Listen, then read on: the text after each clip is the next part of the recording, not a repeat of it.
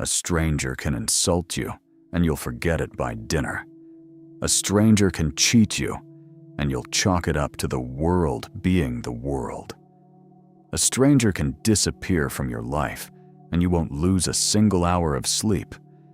But when the person who knows your secrets uses them against you, when the person who held your hand lets go at the edge of the cliff, when the person you trusted with the unarmored version of yourself drives the blade into the one spot where there's no protection, that doesn't just hurt, that rewires you.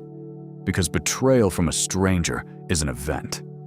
Betrayal from someone you love is an identity crisis. It makes you question everything. Not just them, yourself, your judgment, your instincts, your ability to read people. Every memory you shared becomes evidence in a trial you never asked for. Every "I love you" becomes a potential lie. Every good moment becomes a scene you're now forced to rewatch, wondering, was any of it real? Tonight we're going to dissect the most psychologically devastating experience a man can endure: intimate betrayal. Why the closest people have the most power to destroy you. Why they do it. And how to survive it without becoming the man who never trusts again. The people who can hurt you the most are the people you let the closest. This isn't a cliché, it's architecture. Think about your psychological defenses. You've built them over a lifetime. Walls, filters, boundaries, all designed to keep the world at a safe distance. A stranger encounters your outermost wall. A colleague gets past one layer. A friend gets past two. But the people you truly love, your partner, your best friend, your family, you walk them past every wall. You hand them the map to your interior. You show them the rooms you show no one else. You say, "Here, this is where I'm soft. This is where I'm afraid. This is what breaks me." And that information, that sacred, vulnerable, voluntarily surrendered information, becomes the most powerful weapon in existence. Because a stranger attacks your armor, an intimate attacks your skin. Psychologists call this the vulnerability paradox. The deeper the trust, the greater the potential damage.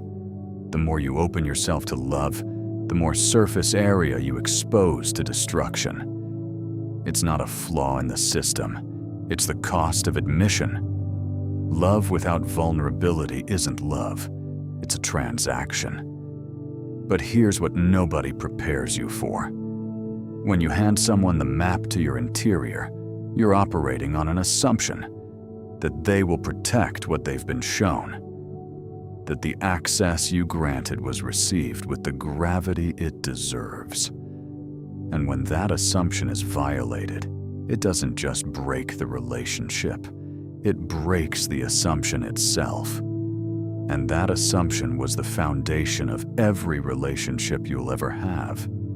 This is why one betrayal can poison a lifetime of future connections. Not because you're weak, because the code was rewritten. The foundational belief, "I can be vulnerable and be safe," was proven false. And once false, it takes a decade to prove true again. The hardest question after betrayal isn't what happened, it's why. And the answer is almost never what you expect. Because we imagine betrayal as a calculated decision, a villain in a movie rubbing their hands together, a cold, conscious choice to destroy you. But research in relationship psychology paints a different picture. Most betrayals are not planned, they are accumulated. They are the final act of a long, silent process that the betrayer often doesn't fully understand themselves. The first stage is internal disconnection. Long before the betrayal happens, the betrayer emotionally exits the relationship. They stop feeling seen. They stop feeling valued. They stop feeling alive in the dynamic. But instead of communicating this, Instead of saying, "Something is dying between us," they suppress it.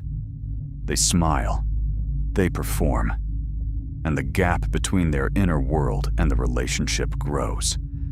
The second stage is rationalization. The mind begins building a case. They don't really care about me. They wouldn't notice if I disappeared. I deserve better. These thoughts aren't always true, but they don't need to be. They just need to be believed. And a disconnected mind will believe anything that justifies its next move. The third stage is opportunity. Betrayal doesn't require a master plan. It requires a moment of weakness, meeting a moment of opportunity. The colleague who listens when the partner doesn't. The old friend who reappears when the best friend is absent. The exit door that appears just when the room feels smallest. And the fourth stage, the one that haunts you, is compartmentalization. The ability of the human mind to separate two realities and live in both simultaneously. The partner who betrays you doesn't stop loving you. That's the unbearable part. They hold both truths at once. I love this person, and I am destroying this person, in separate rooms of their mind, with the door between them sealed shut. This is why betrayers often seem genuinely shocked when they're caught. Not because they didn't know what they were doing, because they kept it in a room they never visited. And when the door is finally kicked open, even they are horrified at what they built in the dark. The pain of betrayal isn't a single wound, it's a cascade. The first wave is shock, the body's emergency response. Your nervous system floods with cortisol and adrenaline. Your heart races, your vision narrows, your hands shake. This isn't metaphor, this is biology. Betrayal triggers the same neurological response as a physical attack. Your brain cannot distinguish between someone punched me and someone I loved just destroyed my trust. The threat detection system fires the same way. The second wave is obsessive reconstruction. Your mind becomes a detective. You replay every conversation, every text, every night they came home late, every time they looked at their phone and smiled. You become a forensic analyst of your own life, searching for the clues you missed. And every clue you find, every red flag you ignored, doesn't just reveal their deception. It reveals your blindness. And that's the wound within the wound. The third wave is identity collapse.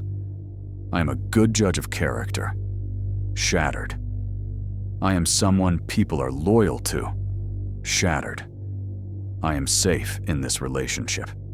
Shattered. The betrayal doesn't just remove the person. It removes the version of yourself that existed in relation to them. The you who trusted. The you who believed. The you who was loved. That version is now a crime scene. The fourth wave is the slowest and the cruelest. Isolation. Because betrayal is a story you can't easily tell. It carries shame. Not logical shame. You did nothing wrong. But the primal shame of being the one who didn't see it coming. The one who was fooled. And so you carry it alone. Replaying.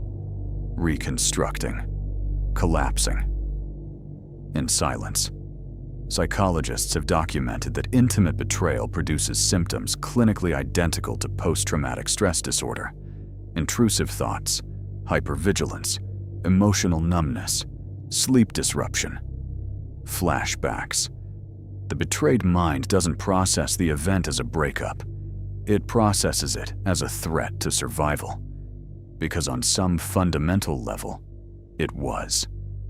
The person who was supposed to be your safest place became the source of your deepest wound.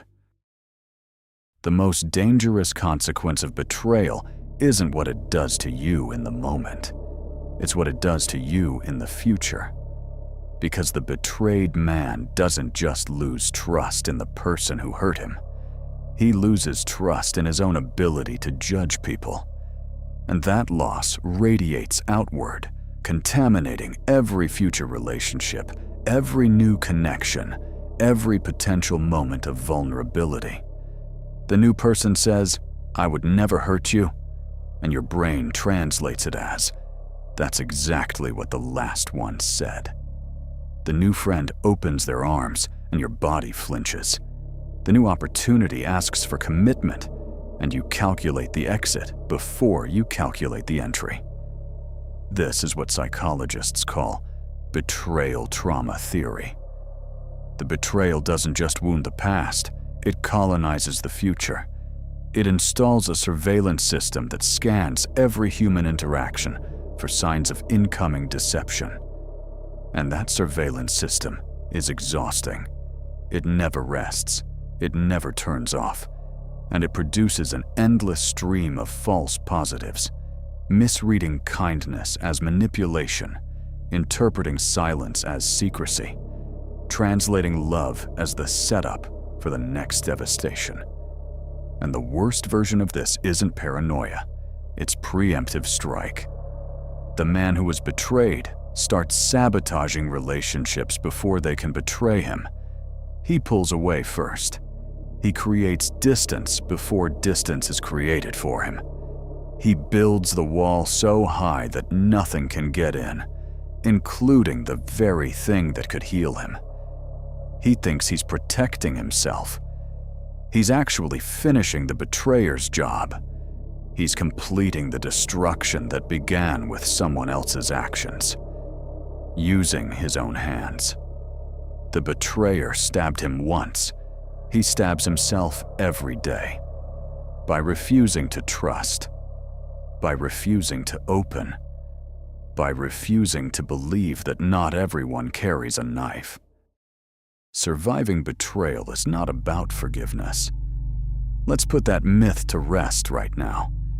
The world loves to tell the betrayed man to forgive and move on, as if forgiveness is a switch, as if moving on is a direction you can choose on a map, as if the wound closes because someone tells you it should.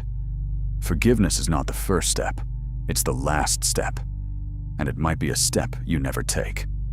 And that's okay. The first step is grief. Real, raw, unfiltered grief. Not grief for the person, grief for the version of reality that just died. The reality where they were safe, where you were protected, where the world made sense. That reality is dead, and dead things deserve mourning. The second step is separation, separating what they did from who you are. Their betrayal is a statement about their character, not yours. Their inability to be loyal is their failure, not your failure to be worth loyalty. You didn't cause this. You didn't earn this. You aren't the reason someone else chose destruction. The third step is evidence gathering, not from the betrayal, from your life. Who has been loyal? Who has shown up? Who has been consistent? Who has earned your trust through years of proof? These people exist, and they are the counter-evidence to the story the betrayal is trying to write. The story that says nobody can be trusted. The fourth step is selective reopening. Not to everyone, not to the world, to one person. One safe, tested, proven person. You open one door, one window, and you let one beam of trust back in. Not because you're sure it's safe, because you're choosing to live as if it could be. And that choice, that terrifying, illogical, courageous choice, is the first act of rebuilding. You will never trust the way you trusted before. That's not a loss. That's evolution. The trust you build after betrayal is deeper, harder, more selective, and infinitely more valuable. Because it's not naive. It's not given freely to anyone who asks. It's earned. It's tested. It's granted with eyes wide open. And that kind of trust, Chosen trust, informed trust, trust with scars, is stronger than the blind trust that was broken. Because blind trust was built on hope. This new trust is built on evidence, and evidence doesn't betray. You were betrayed, and it will never fully stop hurting. Not because you're weak, but because you cared. And caring enough to be wounded is proof that you are exactly the kind of man the world needs. The easy path is to close every door, lock every gate, and live behind walls so thick that nothing can reach you. But a man behind walls isn't safe. He's buried. The harder path, the path that requires more courage than any battle you'll ever fight, is to carry the scar and walk back into the world anyway. Not blind, not naive, but open enough to let the right people in. Open enough to risk. Open enough to believe, even after proof that belief can be shattered, that someone, somewhere, is worthy of your trust. Not because people deserve your trust, but because you deserve to live without a cage around your heart. The wound was real. The scar is permanent. But the man who survives betrayal and still chooses to love, that man is indestructible. Not because he can't be hurt, because he already was. And he's still here. This is Obscura. Clarity through darkness.